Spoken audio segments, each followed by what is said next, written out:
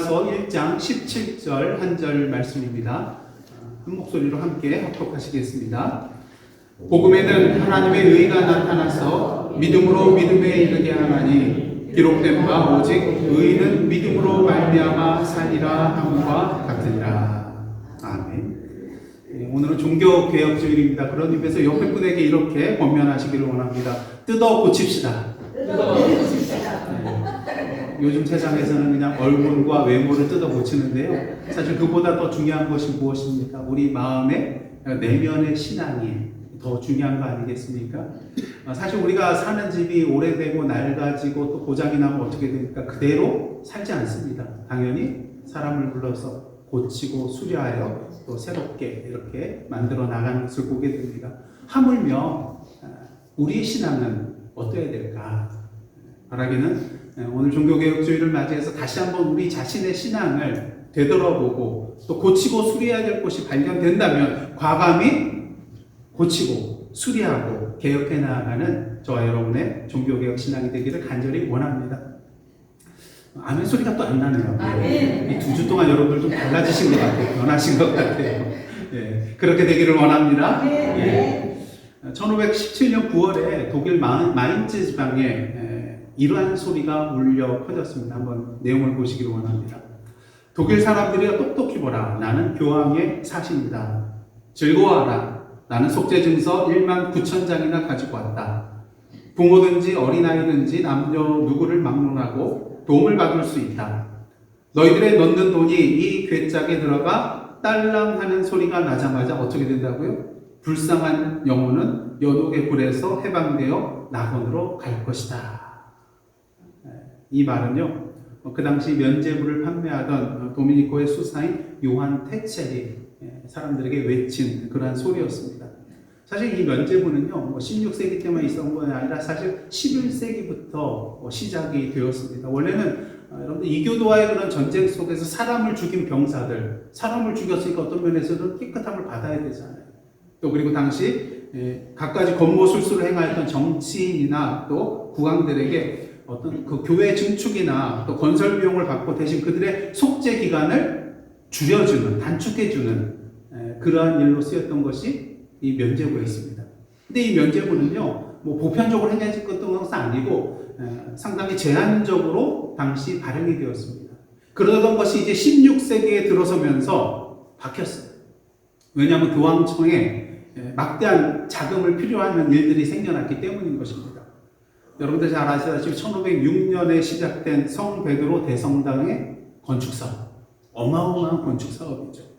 또 당시 교황청이 개입된 여러 전쟁으로 인하여 가지고 이 교황청의 재정 부담이 너무나도 커지게 되었어요. 그러다 보니까 어떻게 합니까? 지금까지 판매하던 그 면죄부의 발행 부수를 더욱더 늘려가는 거예요. 그리고 성직도 사고 파는 매매를 하게 됐습니다. 그러니까 돈만 주면은 성직 자리도 주는 거예요. 사실 오늘날에도 이러한 일들이 있잖아요. 무허가신 학교들이 있어가지고 마구 그냥 돈만 내고 수업만 뭐 6개월 만에 목사가 되는 그런 일들도 있더라고요. 그리고 이제 이것이 더 늘어나서 성직매매 대금을 받고 이제 성직자가 된 사람들에게는요, 면죄부 판매권을 주기 시작했어요. 면죄부 판매하면 돈이 생기잖아요. 그러니까 성직자로 돈을 산 사람들에게는 이 판매권도 주게 되었다는 것입니다. 그래서 이 판권을 받은 성직자는요, 교황청이 지정한 그런 기간 동안에 자신의 영지 내에서 이 면죄부를 판매할 수 있는 권리를 부여받게 되었습니다. 오늘날로 말하면 다단계 판매 사업이 아닌가. 그러니까 오늘날만 다단계가 있었던 게 아니에요. 벌써 16세기에도 이런 다단계 판매 사업이 있었던 것입니다. 그래서 1514년에요, 독일 중부의 노른자이 땅으로 여겨지던 그 마인츠의 대주교 자리를 알브레이트라는 사람이 이제 어마어마한 돈을 주고 사게 됩니다. 그래서 이 자리를 사기 위해서는요, 그 당시 작은 나라의 1년 예산과 맞먹는 그 큰 금액을 돈 주고 샀거든요. 자기 돈으로 할 수 있었습니까? 아니요. 여기서 큰 돈을 끌어 모은 것이죠. 그래서 이 사람은 이제 빚쟁이잖아요. 그러니까 이 돈을 갚아야 되는데 뭐가 있을까요? 무엇으로 갚을 수 있을까요? 면죄부 판매한 것을. 그래서 교황청에 면죄부 판매 비용의 절반은 자신의 빚을 갚는 데 쓰고 절반은 교황청에게 상납하는 조건으로 8년 동안 면죄부를 판매할 수 있는 그 판권을 이제 얻게 됩니다. 근데 알브레이트가 직접 판매한 게 아니에요. 당시 전문 면죄부 판매상이 있었는데 그 사람이 누굴까요? 앞서 말씀드렸던 이 도미니코의 수사였던 요한 테첼이라는 사람입니다. 그 사람을 영입해요. 뭐 스포츠에서만 선수를 영입하는 게 아니에요. 뭐 회사에서만 좋은 사람을 이렇게 스카우트하는 게 아니에요. 벌써 16세기에 이 면죄부를 제대로 판매하기 위해서 이렇게 영입하는 그런 일이 생겨났었습니다. 그래서 테첼이 사방에 다니면서 아까 말씀드린 이런 내용을 가지고 사람들에게 거짓말을 선포하고 이 면죄부를 사게 하는 그런 일들이 일어났습니다. 앞서 내용 보시다시피 이게 말이 되는 얘기입니까? 근데 말도 안 되는 얘기가 먹혀 들어요. 오늘날에도 이단 사이비 정보의 그런 이야기들을 들어보면은 이거 누가 속냐 그러죠. 근데 다 속습니다. 오늘 보이스피싱이든가 이런 거 보시면 야 저걸 누가 속아 그러면서 속더라고요. 마찬가지라는 것이죠. 당시 테첼이 어떤 말까지 했냐면요. 성모 마리아를 강간해도 면죄부만 사면 깨끗이 벌을 용서받을 수 있다. 이런 얘기까지 했다는 것입니다. 그러나 이런 테첼의 그런 터무니없는 주장을 루터로 하여금 분노를 일으키게 하였습니다. 그래야 1517년 10월 31일 비텐베르그 성당 그 성문 앞에 자신의 성경 연구와 또 신앙에 비추어서 생각하던 바를 이렇게 정리하여서 95개의 조의 그런 방문문을 붙이게 되죠. 그 중에 한 세 가지만 소개를 해드리면 이런 내용이 있었습니다. 21조 면죄부를 변호하는 자는 교황의 사면으로서 모든 죄로부터 면해진다고 설명하나 이것은 잘못이다. 돈 상자 안에 화폐가 짤랑하고 떨어지면 그 즉시 영혼이 지옥에서 연옥으로 옮겨진다고 하는 것은 바보 같은 소리다.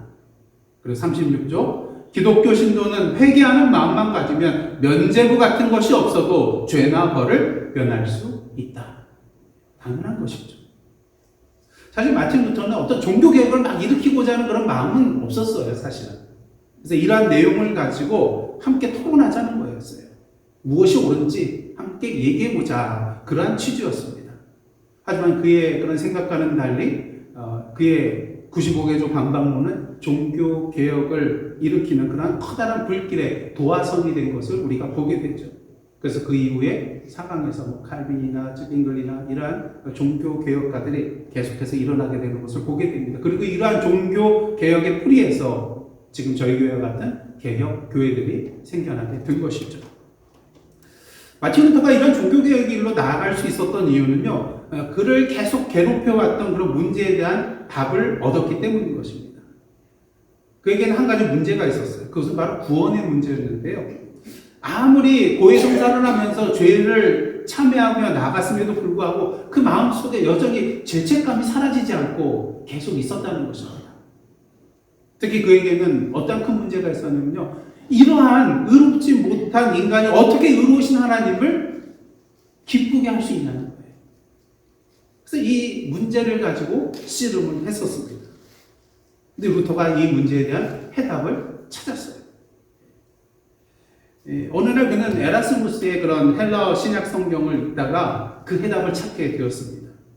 바울 서신을 읽던 중에 의라는 단어가 나오는데요. 의라는 것은 어떤 의로운 상태를 뜻할 뿐만 아니라 누군가를 의롭다고 선언하는 그런 행위를 의미하기도 한다는 것을 그가 발견하게 됐어요. 그래서 이를 통해서 루터는 하나님은 의로우실 뿐만 아니라 죄인들에게 의를 주실 수 있는 분이시며 그 의는 예수 그리스도를 믿는 모든 신자들에게 주신 하나님의 선물이라는 것을 분명히 알게 되었습니다. 그래서 루터에게 이러한 깨달음을 주고 종교개혁을 담대하게 수행할 수 있도록 가장 큰 힘이 되는 그런 성경 구절 여러 가지가 있는데 그 중에 대표적인 구절이 바로 오늘 본문인 로마서 1장 17절 말씀인 것이죠. 그런 면에서 다시 한번 오늘 본문 말씀 함께 합독하시겠습니다. 시작. 복음에는 하나님의 의가 나타나서 믿음으로 믿음에 이르게 하나니 기록된 바 오직 의인은 믿음으로 말미암아 살리라 함과 같으니라. 복음에는 뭐가 나타났다고요? 하나님의 의가 나타났다고 합니다. 계시되었다는 것이죠. 그런데 여기서 말하는 의는 무엇을 말할까요? 우리는 보통 우리가 의롭다 말할 때 그 의는 내가 스스로 뭔가를 통해서 증명해 보아야 하는, 나의 행위가 정당하다는 것을 증명해 보아야 하는 그러한 의를 말한다고 할 수가 있습니다. 하지만 오늘 본문에 쓰인 의라는 것은요, 나의 행위가 옳다고 스스로 증명해 나가야 하는 그런 의가 아니라 어떤 사람은 의롭다고 간주하고 생각하고 단정하는 것을 의미합니다. 누가 이렇게 해주시나요? 하나님께서 그렇게 하신다는 거예요. 내가 죄인임에도 불구하고, 내가 하나님 보시기에 옳은 일을 행한 것이 없다 할지라도 하나님께서 그렇다고 간주하고 생각하고 단정 지어 주신다는 것입니다. 무엇으로요? 믿음으로. 믿음에 이렇게 하나님 처음부터 끝까지 오직 믿음을 통해서만이 우리가 의롭다함을 받을 수가 있다는 것입니다. 예수 그리스도를 믿음으로써 우리가 의롭다 칭함받고 구원받게 된다는 것이죠. 무엇을 말합니까? 우리가 의롭다 칭함을 받는 것은 우리의 행위로 말미암은 것이 아니라 주님께서 행하신 행위로 말미암아 우리가 의롭게 된다는 것이죠. 그렇게 구원은 은행입니다. 그렇게 이것이 우리에게 복음이 되는 것이죠. 내 행위로, 내 능력으로 말미암은 것이 아니기 때문인 것입니다. 그런 면에서 우리는 루터의 종교개혁에 대해서 이렇게 표현할 수가 있습니다. 한번 다 함께 따라해 보시길 원합니다. 종교개혁은 복음의 재발견입니다. 예, 종교개혁은 어떤 새로운 것을 발견한 게 아니에요. 원래의 복음을 다시 재발견한 것이 바로 종교개혁이었다는 것이죠. 이렇게 복음을 재발견한 루터는 당시 왜곡된 복음을 가지고 면죄부를 하고 있는 그 로마 카톨릭에 대해서 침묵할 수가 없었습니다. 개혁을 부르짖을 수밖에 없었던 것이죠. 그런 의미에서 복음이라는 것은 개혁을 향한 하나님의 명령이라고 할 수가 있습니다. 참된 복음이 무엇인지 깨닫게 되었을 때 거짓 복음, 잘못된 복음에 대해서 가만히 있을 수 없기 때문인 것이죠. 우리는 보통 개혁이라고 하면요, 뭔가 새로운 것, 혁신적인 것, 이런 것들을 생각하게 됩니다. 하지만 개혁의 본래적인 의미가 무엇입니까? 개혁이라는 그런 한자어를 보시면요, 이 개혁이 무엇을 의미하는가 정말로 잘 파악을 할 수가 있습니다. 그래서 개자는 무슨 개자죠? 고칠 개자입니다. 근데 이게 몸기자와 복자가 합쳐진 것이 이 고칠 개자예요. 그러니까 자기를 친다는 거예요. 그 다음 혁자는 무슨 혁자입니까? 가죽 혁자예요. 그래서 짐승을 매달아 놓고 손으로 껍데기를 벗기는 그런 모습을 그린 상형 혁자입니다.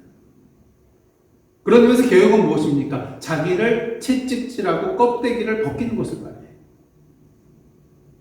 잘못된 전통의 껍데기, 내용 없이 형식만 요란한 껍데기, 거짓의 껍데기를 벗겨내는 것이, 그것이 바로 개혁이라는 것이죠. 특히 영어의 개혁에 해당되는 단어가 무엇입니까? 리포메이션이라는 그런 단어를 씁니다. 근데 여기서 두 개의 단어가 있죠. 그 다음 form. 이게 무슨 의미입니까? 리가 다시라는 뜻이잖아요. form은 뭡니까? 어떤 모양을 만드는 것이죠. 그래서 개혁이라는 것은, 리포메이션은 뭡니까? 다시 모양을 만드는 거예요. 잘못된 모양을 모두 제거하고 원래의 순수성과 본래성으로 돌아가는 것이 바로 참된 개혁이라는 것이죠. 그렇게 개혁이란 어떤 새로운 것을 시작하는 것이 아니라 잘못되고 왜곡되고 뒤틀린 것을 다시 제 위치로 돌아가는 것이 개혁이라는 것을 우리는 알아야 됩니다. 그런 면에서 개혁신앙은 다시 돌아가는 것입니다. 어디로요? 크게 세 가지로 말씀을 드리겠습니다. 첫째로 개혁신앙은요, 다시 말씀으로 돌아가는 것입니다. 마틴 루터가 종교개혁을 일으킬 수 있었던 이유는요, 말씀에 대한 깨달음이 있었기 때문인 것입니다. 구약의 대표적인 종교개혁가를 든다고 한다면 두 왕을 들 수가 있는데요. 어느 왕이죠? 히스기야 왕과 요시야 왕.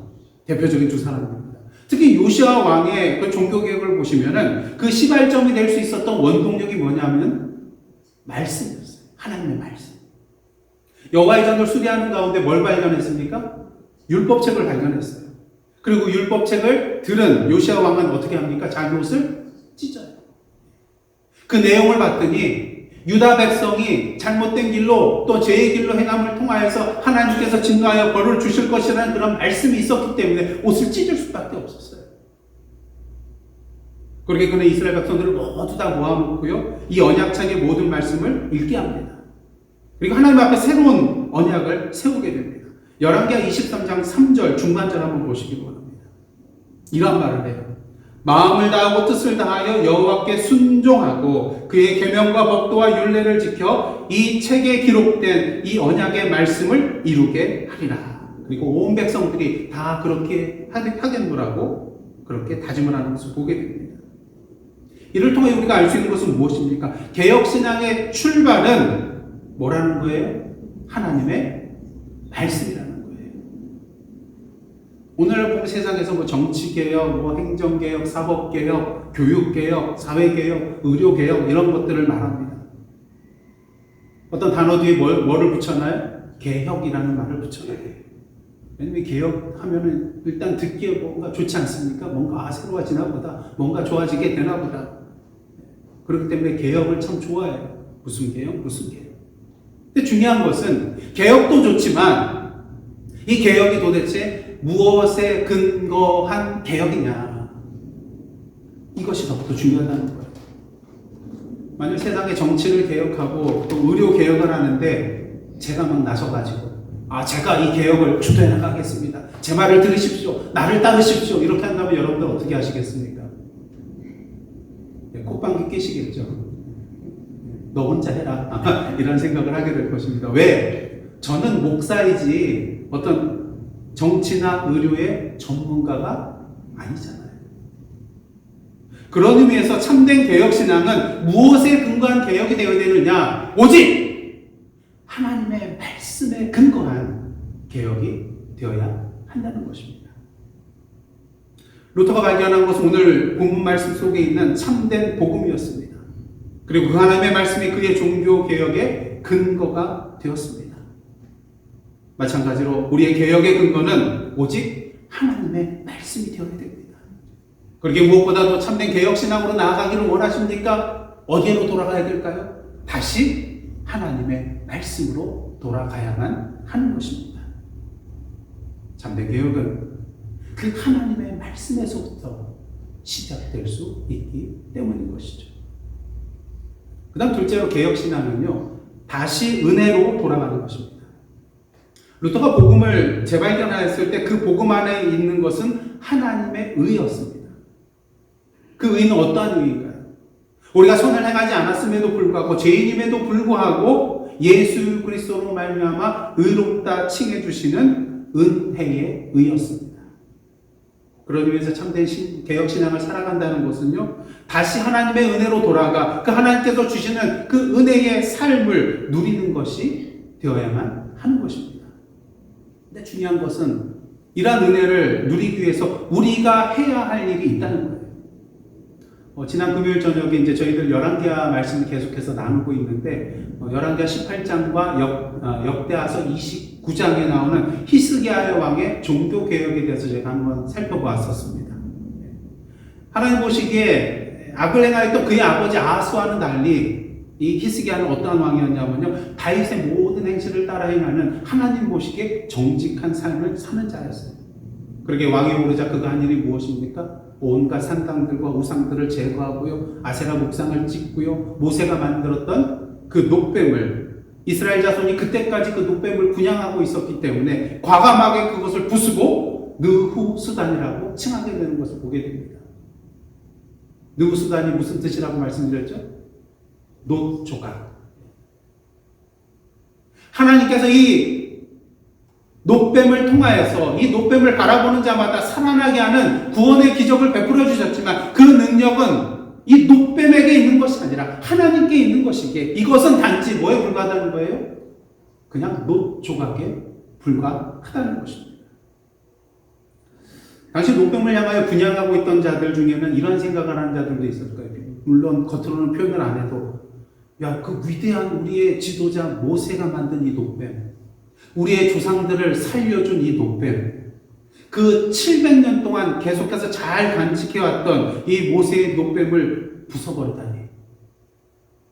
사실 700년 동안 간직했다면 이것은 뭐 우리나라로 말하면 나라의 뭐가 되는 거예요? 국보죠, 국보. 감히 훼손할 수 없는, 감히 건드릴 수 없는. 하지만 히스기야는 과감히 이 노뱀을 부숴버렸습니다. 그 이유는 무엇일까요? 이 노뱀이 이스라엘 백성들의 신앙의 본질을 흐리게 만드는 우상이 되었기 때문인 것입니다. 그 노뱀이 하나님의 자리를 찬탈하고 그들의 경배와 섬김의 대상이 되었기 때문인 것이죠. 그래서 지난 금요일 말씀드린 것처럼 때로는 이 앞에 있는 뭐가 우리의 우상이 될 수가 있어요? 십자가 우상이 될 수 있다. 어떤 분들은 십자가 목걸이 안 놓고 마음의 평안을 얻는데 좋죠. 십자가 목걸이하고 마음의 평안을 얻으면. 근데 문제는 이 십자가 목걸이를 집에다 두고 또는 잊어버리고 왔다. 그 마음에 뭐가 생겨요? 막 불안한 마음이 생기는 거예요. 그럼 그 신앙은 제대로 된 신앙일까요? 그렇지 않다는 것이죠. 왜?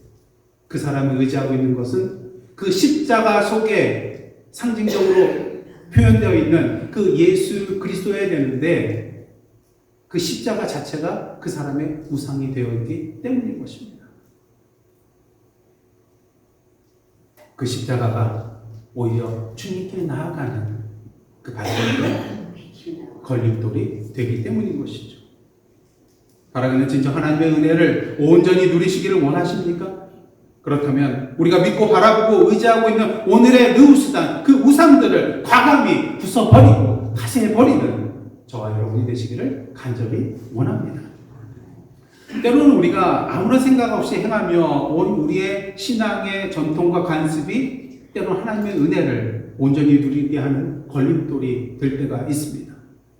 에이든 토조라는 그런 분은요, 자신의 책 습관적 신앙에서 벗어나라 라는 이 책에서 이러한 말을 하고 있습니다. 한번 잘 보시기를 원합니다. 오늘날 교회가 직면한 가장 큰 적이 무엇입니까? 바로 지금 우리가 처한 상황을 그대로 만족스럽게 생각하는 태도입니다. 우리가 아무도 하나님께로부터 특별한 역사를 기대하거나 바라지 않는 상태가 되었다면 우리는 습관적 상태에 빠지는 것입니다. 우리가 신앙생활하다 보면요, 항상 해오던 거 그냥 해나가는 것으로 만족할 때가 있어요. 주일 예배에 나왔으니까 됐지. 나는 구원 받았지. 하나님께서 기뻐하시겠지. 때로는요, 주일 예배에 나와서 하나님을 만나 뵙는 그러한 은혜를 경험한 것이 그냥 주일 예배에 나왔다는 것 자체로, 그냥 기도했다는 것 자체로, 그냥 찬양했다는 것 자체로, 그냥 선한 일을 했다는 것 자체로 우리가 만족해 할 때가 있습니다. 근데 이것은 오히려 하나님의 은혜를 누리는 것을 가로막는 걸림돌이 될 수 있다는 것이죠. 하나님을 만나 뵙고 교제하는 그런 기쁨과 복을 누리지 않는 예배가 무슨 소용이 있겠습니까? 그것을 누리지 못하는 선행이 무슨 소용이 있겠습니까? 그냥 자기 만족이에요. 그냥 종교적이고 그냥 형식적인 그런 신앙에 지나지 않는다는 것입니다. 혹시 하나님과의 만남의 교제의 사건 없이 단순히 주일 예배만 나오고 계십니까? 바라긴 이제는 그 형식적이고 종교적인 신앙의 우상을 벗어버리고 하나님의 은혜의 자리로 돌아가는 저와 여러분의 모습이 되기를 간절히 원합니다. 주일 예배는 물론 옆에 있는 성도들 만나고 이 하목사도 만나고 하는 그러한 시간이지만 궁극적으로 누구를 만나는 시간이 되어야 돼요? 하나님을 만나는 시간이 되어야 되거든요. 그러게 오늘도 우리가 믿고 의지하고 있는 오늘의 우상들을 과감히 내려놓고 참된 회개와 결단의 시간으로 나아가는 저와 여러분의 모습이 되기를 원합니다. 왜요? 우리가 그것을 과감히 내던져버리고 빈손이 될 때만이 하나님의 은혜가 우리 손에 가득 채워질 수 있기 때문인 것입니다. 뭔가를 가득 손에 움켜쥐고 있을 때 우리는 하나님의 은혜를 원하지 않아요. 필요로 하지 않아요. 하나님의 은혜가 내려오지 않습니다. 누릴 수 없게 됩니다. 그러게 오늘도 참된 회개함으로 이 모든 것들을 과감히 내려놓을 때 그 빈손에 하나님의 은혜가 가득 넘쳐나게 될 것입니다. 마지막으로 개혁신앙은요, 다시 믿음으로 돌아가는 것입니다. 오늘 본문에 나오는 의인은 오직 믿음으로 말미암아 살리라는 말씀은 어디에 나오는 말씀인지 아세요? 저와 같은 성씨예요. 하박국 선지자. 하박국 2장 4절을 인용한 것입니다. 오직 우리의 살 길은 오직 믿음뿐이라는 것을 말해주고 있는 것이죠. 당시 하박국은 불만이 많았어요. 하나님에 대해서 도대체 이해할 수가 없었어요. 지금 유다 백성들이 하나님의 말씀을 뒤로하고 하나님의 공의가 사라져 있는 그러한 죄악된 길로 행하고 있었습니다. 근데 하나님께서 아무리 하박국이 부르짖고 부르짖어도 그냥 내버려 두시는 거예요. 도무지 이해가 안 됩니다. 왜 이 백성들 그냥 내버려 두십니까? 하나님께서 응답해 주세요. 아니다, 내가 바벨론 사람들이 떠서 얘들을 칠 거다. 유다를 칠 거다. 그러니까 하박국이 도무지 이해가 안 돼요. 아니, 하나님 좋습니다. 이 유다 백성이 악을 행하니까 벌을 주시는 거 마땅하죠. 그런데 하필이면 우리보다 더 악한 왜 바벨론 사람의 손을 통해서입니까? 그래서 하박국서를 보면요, 이런 말이 나와요. 어느 때까지니까, 그리고 어찌하여, 즉 하나님에 대해서 이해할 수 없다는 거예요. 하나님 못 믿겠다는 것입니다. 근데 그가 이러한 어느 때까지니까, 어찌하여 이런 말을 계속하게 된 이유는요, 지금 일어나고 있는 그 상황을 하나님의 시선에서 바라보기보다는 누구의 시선이에요? 인간적인 자신의 시선으로 바라보고 있었기 때문이에요. 그렇지 이해할 수 없을 수밖에 없는 것입니다. 하지만 그가 이제는 지금의 벌어지고 있는 그 상황들을 자신의 인간적인 시각이 아닌 하나님의 시각으로 바라보게 되었을 때 그는 어떻게 되었나요? 이 참혹한 상황 속에서도 여호와 하나님을 찬양하는 자리로 나아갈 수가 있었던 것입니다. 그 내용이 어디 나옵니까? 하박국서 3장 17절부터 19절 상반절입니다. 여러분들이, 저는 주일학교 때 이 구절을 가사로 하는 그런 찬양을 많이 불렀었는데요. 비록 무화과 나무가 무성하지 못하며 포도나무에 열매가 없으며 감람나무에 소출이 없으며 밭에 먹을 것이 없으며 우리의 양이 없으며 외양간에 소가 없을지라도, 이 정도 되면 뭐 해야 됩니까? 낙담하고 절망하고 포기하고 다 그냥 내려놓고 오히려 하나님을 향하여 원망하고 불평해야 되는 그러한 상황입니다. 하지만 그럴지라도 18절입니다. 나는 여호와로 말미암아 즐거하며 나의 구원의 하나님으로 말미암아 기뻐하리로다. 주 여호와는 나의 힘이시라. 나의 발을 사슴과 같이 하사 나를 나의 높은 곳으로 다니게 하시리라. 아멘.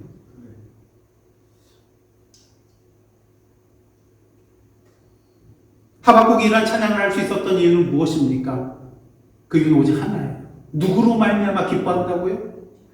누구로 말미암아 즐거워한다고요? 여호와 하나님으로 말미암아. 그 하나님이 우리의 힘이 되어주시는 분이기 때문입니다. 구원의 하나님이시기 때문인 것입니다. 오늘도 나를 사슴의 발과 같이 하여서 나를 가장 높은 곳으로 다니게 해줄 수 있는 그런 분이시기 때문인 것이죠. 그 하나님을 하박국은 믿었습니다. 그렇게 그 믿음 가운데 찬양할 수 있었던 것이죠. 그런 의미에서 믿음이라는 것은요, 우리에게 다가올 미래의 사건을 현재적 사건으로 만들어주는 것이라고 할 수가 있습니다. 아직 나에게 다가오진, 현실로 다가오지 않은 그 미래를, 그 먼 미래를 현실의 사건으로 변화시켜주는 것이 바로 믿음이라는 것이죠. 왜냐하면 믿음은 바라는 것들의 실상이요, 보지 못하는 것들의 증거이기 때문인 것입니다. 아직 보지 못한 것을 보게 만들어주고 아직 만지지 못한 것을 만질 수 있도록 해주는 것이 믿음이라는 것입니다. 우리 구원의 사건도 마찬가지입니다. 우리가 예수 그리스도의 복음을 믿을 때에 우리는 마지막 날 완성될 그 하나님의 나라를 기쁨과 즐거움으로 이 시대를 견디며 기다릴 수 있게 될 뿐만 아니라 앞으로 다가올 그 참된 기쁨과 즐거움을 부분적으로 오늘 이 시간 우리의 삶의 현장에서 누릴 수 있게 된다는 것입니다. 왜요? 믿음 안에서 그 구원의 사건은 이미 나의 것이 되었기 때문인 것이죠. 이것이 바로 참된 믿음입니다. 하나님께서 약속해 주신 그 미래의 기쁨과 즐거움을 선취하여서 미리 맛보고 누릴 수 있게 해주는 것이 믿음이라는 것이죠. 자, 그런 의미에서 지금 저와 여러분은 이러한 참된 믿음 가운데 살아가고 있는지요? 만약 지금 나의 삶 속에 찬양과 또 즐거움과 기쁨이 없다면 이러한 믿음이 있는 것일까요? 없는 것일까요? 당연히 없는 것이죠. 제가 이번에 한국을 다녀오면서요, 이거 한국 교회가 이제 앞으로 어떻게 되려나 이런 걱정이 되고 또 염려가 되더라고요. 제 목요일만 하더라도 저희 아버지께서 목회하실 때만 해도 한참 한국 교회가 성장이 있는 그런 피크를 이룰 때였습니다. 그래서 그 당시 이제 부목사님이셨던 이제 은퇴하신 목사님을 만나뵐 일이 있었는데요. 그분이 당시 이제 주보를 만드는데 한 1,400에서 1,500장을 만드셨대요, 매주. 저도 기억해 보면은 제가 청년 때에 뭐 2부 예배 때는 지하 1층, 2층 그 본당이 꽉 찼어요. 자리가 비좁을 때. 근데 요번에 가서 이제 저희 어머니는 계단 오르내리기가 힘들어서 이제 지하 1층이죠. 위에 2층이. 그러니까 거기에서 이제 예배를 드리고 거기다 뭐 100여 명 가까이 계셔서 그 아래도 그래도 좀 어느 정도 계시겠거니 했더니 제 친구가 이제 안수집사로 그 숫자 계수를 하는데 그날 2부 예배 때 아래하고 위하고 다 합쳐서 300명이 안 된대요. 깜짝 놀랐어요. 이 정도까지인가. 근데 작년과 올해 계속 보면요. 교회 30, 40대가 별로 없어요. 어린이와 중고등부 학생들이 별로 없어요. 이제 완전히 역삼각형 구조를 이루어서 쇠퇴기로 들어섰다는 그런 것입니다. 제 모교회뿐만 아니라 다른 교회들도 보면 그러한 교회들이 너무나도 많아요. 우리가 미국 이민교회만 걱정할 게 아니더라고요. 한국교회도 지금 그런 길로 나아가고 있다는 것입니다. 그리고 세상에서는 복음을 가치 있게 여기지 않잖아요. 믿었던 사람들도 떠나가고. 그래서 어떻게 보면 지금 현재 한국교회는 보면은 복음의 가치와 능력이 사라져버린 그런 상황이라고 할 수가 있겠습니다. 복음에 대하여 부끄러워할 수밖에 없는 그러한 세상이 되고 말았다는 것이죠. 하지만 오늘 본문 말씀을 준비하면서 한 방 얻어맞았습니다. 하나님한테. 이 말씀을 준비하면서요. 하나님 앞에 회개할 수밖에 없었어요. 왜? 저의 믿음 없음을 발견했기 때문인 것입니다. 그 하나님의 복음의 능력에 대하여 의심하고 부정했던 저의 불신앙의 모습을 이 걱정과 염려 속에서 발견할 수 있었기 때문인 것입니다. 오늘 본문 앞에 있는 로마서 1장 16절 상반절을 보시면요. 바울이 복음을 부끄러워하지 않는다고 고백하고 있습니다. 그 이유가 도대체 뭘까? 헬러 원문을 보시면요. 16절과 17절에 왜냐하면에 해당되는 접속어 가르라는 단어가 있는 것을 보게 되는데 개역개정에는 제대로 번역이 되어 있지 않아요. 그래서 이것을 넣어서 읽으면은 이렇게 읽을 수가 있습니다. 한번 보시기를 원합니다. 내가 복음을 부끄러워하지 아니하노니 왜냐하면 이 복음은 모든 믿는 자에게 구원을 주시는 하나님의 능력이 됨이라. 왜냐하면 복음에는 하나님의 의가 나타나서 믿음으로 믿음에 이르게 하나니. 그렇게 바울은 결국 복음을 부끄러워하지 않고 그 복음의 능력과 가치에 대한 믿음을 가지고 때를 얻든지 못 얻든지 어떤 상황이 되었든지 어떤 시간이 되었든지 계속해서 그 복음을 위하여 낭망하지 않고 다름질했던 것입니다. 왜요? 복음은 우리의 능력이 아니라 모든 믿는 자에게 구원을 주시는 누구의 능력이에요? 하나님의 능력이니까요. 복음에는 우리 자신의 인간적인 의가 나타나는 것이 아니라 누구의 의요? 하나님의 의가 나타나서 믿음으로 믿음에 이르게 하는, 즉 구원에 이르게 하는 것이기 때문인 것입니다. 그러기에 개혁신앙은 무엇입니까? 다시 말씀으로 돌아가는 신앙이요. 다시 은혜로 돌아가는 신앙이요. 다시 믿음으로 돌아가는 신앙이요. 그리고 그 말씀과 은혜와 믿음을 가지고 다시 뭘 전하는 삶일까요? 복음을 전하는 삶으로 돌아가는 신앙이라고 할 수 있는 것입니다. 오늘은 종교개혁 주일입니다. 우리 다시 돌아갑시다.